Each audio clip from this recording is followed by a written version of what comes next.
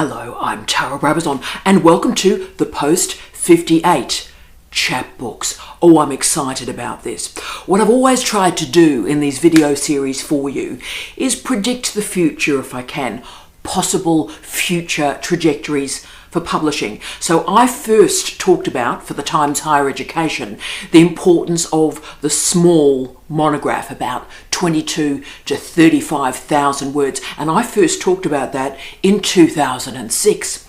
Then, of course, it became very clear that academic audiobooks were becoming quite significant. And I first talked about that in 2018. And since that time, I have produced 8 audiobooks, and the response to those audiobooks has been absolutely amazing. So as you can see, I'm trying to, when I think something is going to emerge and be exciting, I try and share it with you so you can think about trajectories for your future. Now, through 2020 in particular, and probably caused by the pandemic, the academic audiobook and all sorts of diverse interfaces started to emerge to convey knowledge, to share our expertise. And there's no doubt that books have been diversifying. They've been expanding and they've been shrinking. I think particularly about the Sage handbooks and encyclopedias. These incredibly long, inverted commas, books, well over 750 pages. So it is very clear that books are getting longer, but books are also getting shorter. A book is no longer being defined as some pages in between a couple of bits, a cardboard. So beyond technology, our lives have also changed, and that's why I think reading and books have also changed. Our working lives have changed, our leisure time has changed, but also the commute. And I know a lot of my friends out there, hi team, are now working 3 different casual jobs with enormous commutes in between those jobs. So the commuting space, which is often called a dead space, is enlivened by all sorts of new interfaces. The desire to slot reading into this time-poor environment is important, is powerful, and you can see the audiobook and podcasts are enlivening what was often called that dead time, but so is this shortened book. The notion that an academic career is organised through publishing peer-reviewed research and producing occasionally a scholarly monograph and a series of conference proceedings, the idea that that's what an academic life is about and what about dissemination is enacting is really wrong now. It is wrong because we've now got nitros, non-traditional research outputs, and all sorts of interfaces and spaces and times to share our expertise. So today I want to talk about, I want to talk about a genre of scholarship that is just starting to be considered. And this mode of dissemination has a very distinguished history, I would argue, that enables particular slices of literature, particular slices of writing to gain new and innovative audiences. And I'm also conducting this publishing experiment on myself. I'm currently writing 2 chapbooks myself, so I never explore something with you if I'm not prepared to do it myself, and I'm doing it myself at the moment, so let's see what happens. Okay, so let's talk about the capacity of academic chapbooks. And let's start with the obvious question: what is a chapbook? A chapbook is a small publication of between 20 to 40 pages, and those 20 to 40 pages can be on paper or they can be digitally delivered. It has a history from early modern Europe where street publishing was enacted, particularly pamphlets and pamphleteers. And the chapbook has a really distinguished history, I would argue, in popular culture. It published ballads, nursery rhymes, children's literature, but also a series of political polemics. Chapbooks, that word emerged through the 17th century, and it came from, of course, the chapmen.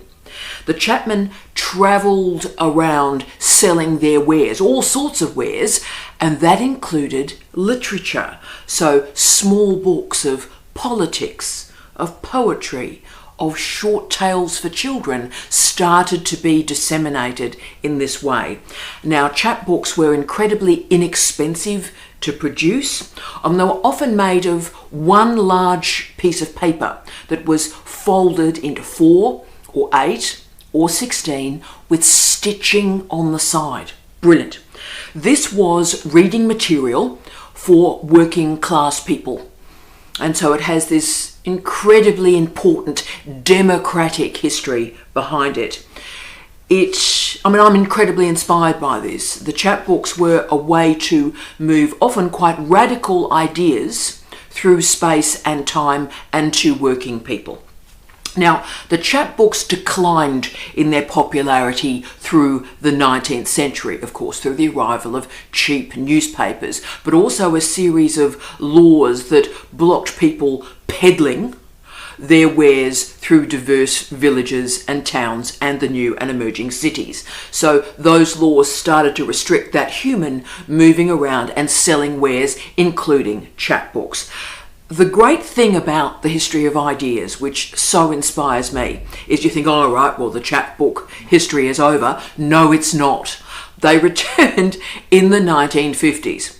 Like many things, they returned with the beats and the beat poets. The beat poets used the chapbooks in particular to express their ideas. So through the history of the chapbook, the length has varied from 4 pages to 40 pages, and millions upon millions of copies have been sold, very cheaply, but sold to a diversity of audiences. So magnificently, wow, there is a modern history of the chapbook. Poetry in particular has found a brand new platform for all the poets that are watching this. Hi team, this is your time. This is your time. And of course, we now have electronic or digital chapbooks, often called echaps, and they are used now for a great diversity of purposes. Stephen King used chapbooks to test an extract to see if his argument was working from his remarkable novel, The Plant. And in 2019, the New York Review of Books and Celadon Books started to use chapbooks to sell a book by just selling an extract from it. Very interesting. So there are specialist chapbook publishers. We've got Bad Betty, Rinky Dink, and Black Books in Australia. Much respect. So there are specialist chapbook publishers. And poetry in particular is important. They have grabbed the chapbook and they have run with it. But also note, besides the chapbook, the platform itself is also proliferating. So we now have the microchap of about 4 pages, and a chapbook that's about 24 to 48 pages is also called a shorty. Great stuff. But what about us as academics? Okay, great history, democratic ideas, rock on, fantastic. But what about us as academics? How can we use the chapbook? Now, I'm arguing today that for academics, the chapbook gives us a new interface, a new platform for those projects that are a bit longer than a refereed article, but much shorter than a scholarly monograph. And can I say, there are a lot of projects that exist in that dissemination space. And can I say, of course, this is for all disciplines. People who say that scientists don't write books. Albert Einstein, anyone? Albert Einstein. But also just look at Springer. Look at Springer Engineering, look at Springer Science, and you'll see all sorts of series for books, and you'll see short series for short books, right? So a lot of books exist in the engineering and science space as well. There is no doubt, however, that for about a decade, the length of books has been declining. We've got those Sage Big handbooks, but the length of academic books has also been declining. And Leonard Cassuto from the Chronicle of Higher Education, as early as August 2013, described, quote, the rise of the mini monograph, end of quote. This movement is part of this short form publishing. So these are the short books. They're about 22,000 words in length to about 35,000 words in length. And this mini monograph has particular characteristics, but most importantly, I would argue, they have a much faster review process. So when we deliver the book to the publishers, it takes 12 weeks and the book is then published and released. How fantastic is that? And why this matters so much, particularly in my sorts of fields, is that a topical idea can remain topical, because digitization has rendered this sort of process economically viable and efficient. You see, a bookshop can't really sell these short books, but Amazon can, Apple can, and a diversity of interfaces and disintermediators can. Now, Joseph Espoto used the great phrase that, quote, shorts are native to digital media, end of quote. And examples where academic publishers have really done well here, of course, Palgrave, Pivot, Emerald Point, Springer Briefs, Stanford Briefs. I've worked with a lot of these publishers. They're great publishers. The process is excellent. Big fan. So this experimentation into the short book, and again between about 22 to about 35 to 38,000 words, has now been extended, or actually has now been reduced to a much shorter platform. And therefore all sorts of new audiences and new genres are possible. Digitization has created this new capacity and this new potential. The Kindle, the e-book have rendered all sorts of lengths possible now. And I remember Kate Wall, who was the great editor from Stanford University Press, argued that these shortened books are, quote, not brief books, but a new style of book, end of quote. I think that's brilliant. And academic chapbooks are merely extending this maxim, creating all sorts of new spaces for arguments, for debates, with audiences that may arch well beyond academic life. This is an argument style, an argument-led style of writing that creates new spaces for all sorts of academic writing genres. Powerful, expansive publications and ideas can be disseminated, and these arguments don't have to be sustained over 70,000 words or even 35,000 words. They can be pithy, they can be short, they can be really edgy, right? This is a new way of thinking about academic writing, very accessible. So if you want to claim a specialist space at speed, if you want to offer an argument on a contemporary issue, if you want to present a coherent piece on a method, a concept, or a trope, then wow, a chapbook is an option for you. But I also want to do a shout out, and I see you, a shout out to all our crew in teaching only positions or in the postdocs that are becoming permadocs, where you're working every hour that God may send. What I beg of you is please don't give up on your research, on your pathway. Recognize the diversity of publishing options that are available to you, and a chapbook might be a way to just keep you connected with your research and your research life. Chapbooks are a great option for really busy people as writers as much as readers. So what I want to do is just offer now some quick strategies for you about when and how a chapbook might enable your present and your future. Let's do this, right? 1, the chapbook as a speaking or consultancy card, right? The chapbook may have quite a solid role in your income generation strategy. Now, a price can be placed on a chapbook. It may be 50 cents, it may be $5, it may be delivered through Amazon Kindle as an income stream. And by the way, Kindle direct publishing requires a minimum of 24 pages, so it's the shorty rather than the microchap. Okay, but besides this direct income stream, It's also a really great calling card to promote your other work. It's like a proper business card when you go and do a gig, particularly a speaking gig. And let me show you through an example about the value of chapbooks as this sort of e-business card. Now, I did a keynote for the New South Wales Tourism Association. I was doing work on regional tourism, how third-tier cities and towns can enable tourism, right? And I just published my book with Springer called Unique Urbanity. Cool. So what I did was I bought 5 copies of my own money. I bought 5 copies of Unique Urbanity to take to the gig. Okay, so I'm starting the keynote, doing my first 3-4 minutes, and then I say, colleagues, I've bought 5 copies of Unique Urbanity. They're at the foot of the stage and they're available for free if it's of interest to you. Remember, I'm speaking. And 5 minutes in, basically there's a scraggy, there's like a rugby scrum at the front where people are getting up and grabbing one of these 5 books and, like pulling it off each other. And I'm going, oh, this is not good.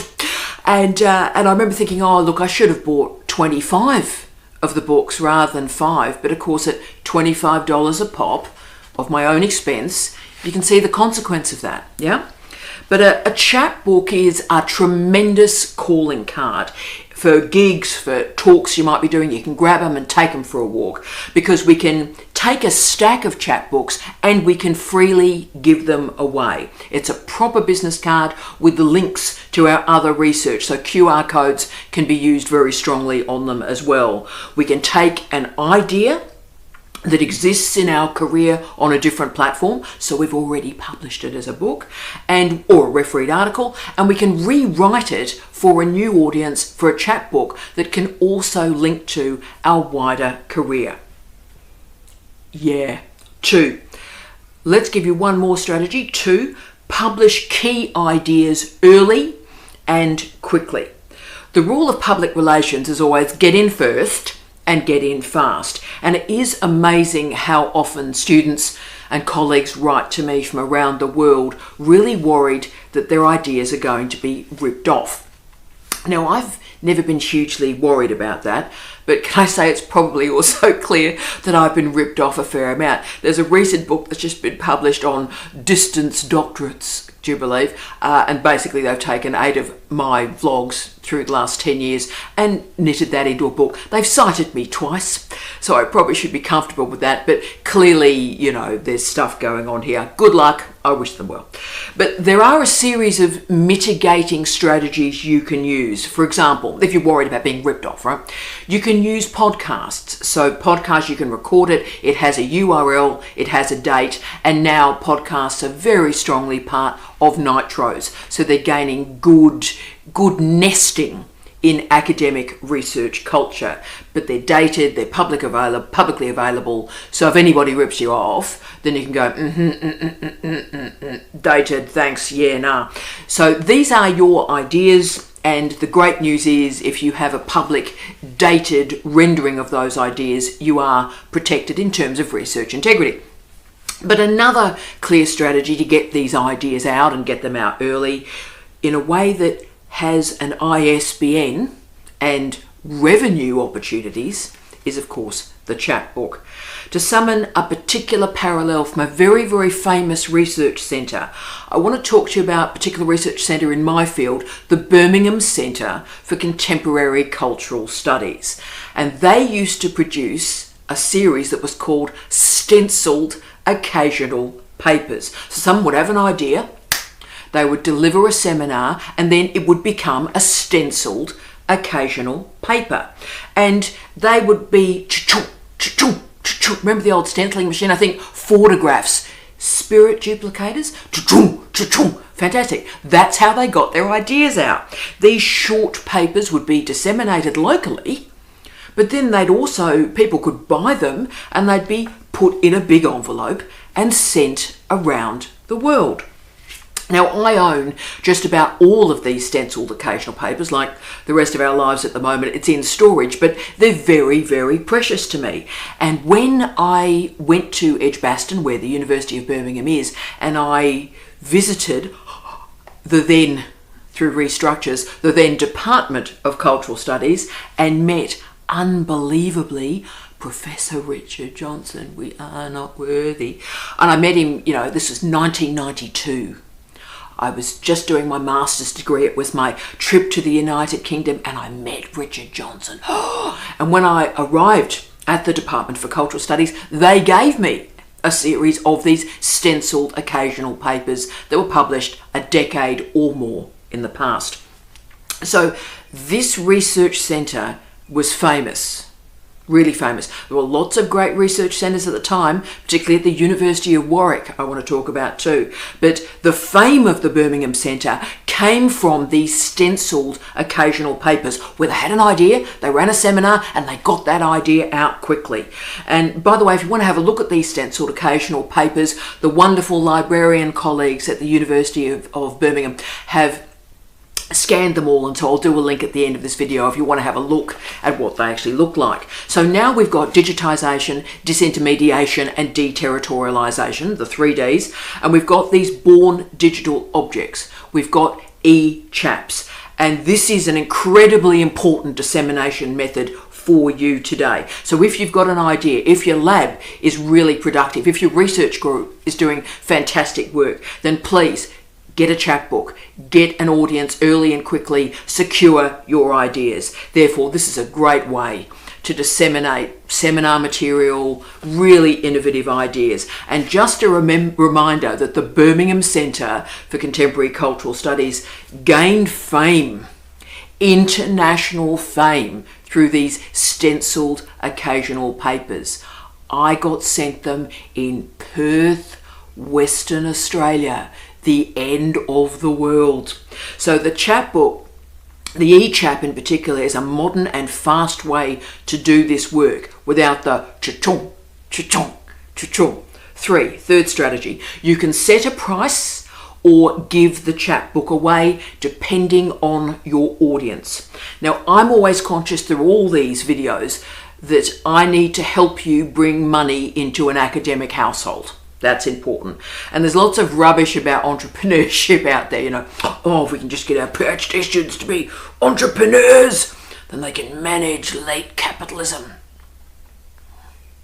Yeah, nah. So as we talked about in our post-endings trilogy, we are in a degrowth world. Technology is not going to save us. And indeed, our environments, our universities will continue to be incredibly exploitative. There is never going to be a stable, predictive university system ever again. That's gone. So therefore, it's important that we look at alternative income streams for you, and or you make concrete decisions about open access. Now, if you go the eChap route, which I recommend to you, then you can certainly give those books away for free. You can use all sorts of interfaces, including Amazon, to give that book away. Tremendous. And remember my research dissemination triangle: knowledge, platform, audience. Knowledge, platform, audience. Too often I think scholars start with the I have knowledge to disseminate. Well, that's great. You actually need to start with the audience. Who's the audience that you want to disseminate that knowledge to? And once you've worked out that audience, see if Chapbooks may be the platform that links knowledge to that group of readers. And it might be for free, or it might be for a small figure.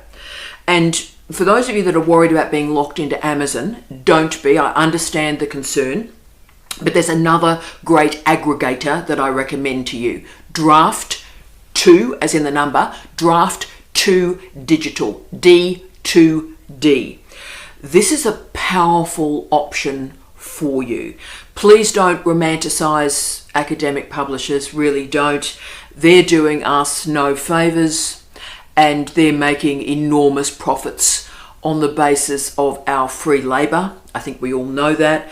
But Draft2 Digital has simplified the Amazon Kindle protocol, just as Authors Republic did for the audiobook. The software is excellent, brilliant, but there's one other thing I want to talk about, and that is Draft2 Digital have author pages that allows you to present yourself and your book, and people can join your mailing list from draft to digital, so they're notified when a new chapbook or a new book emerges. And they have a UBL, Universal Book Link.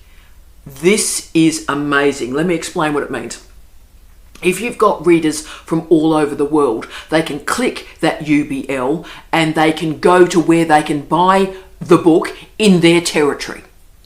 So for those of us that sell books far beyond the United Kingdom, the United States and Canada, and for example, I get quite emotional. I have incredibly loyal readers in Saudi Arabia, in Indonesia, in Algeria. It's amazing to me, but it's quite challenging to help people buy those books in their particular territory. But through the UBL, they're linked directly to where they can buy that book. This is tremendous. Now, we pay income tax in our home country, but the distribution of the book is worldwide. So have a look at draft to digital to see if that gives you some strong dissemination and some coin options.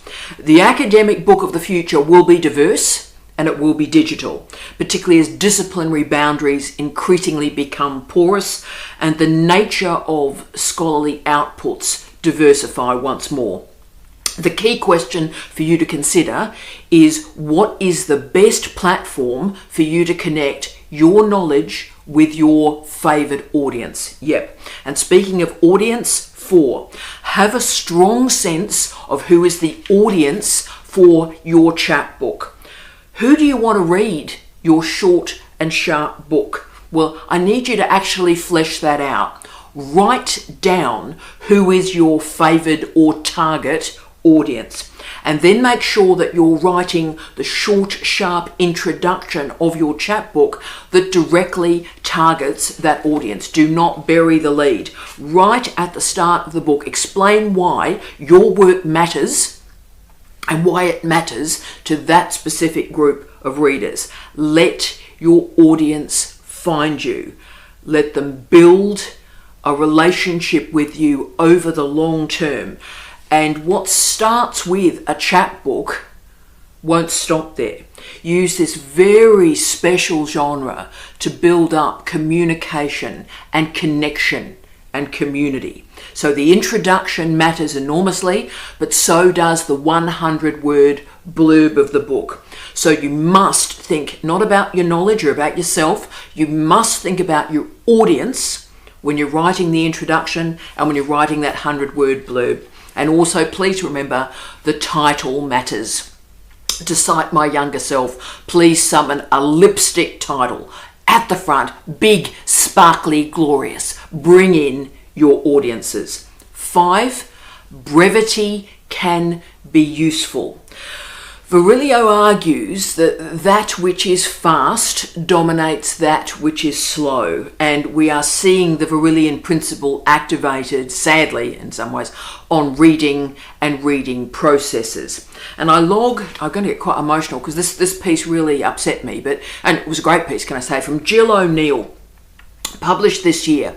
So it was a 2024 article that was assessing and evaluating the reading practices and behaviour of citizens in the United States in 2023. So this is really current data set, right?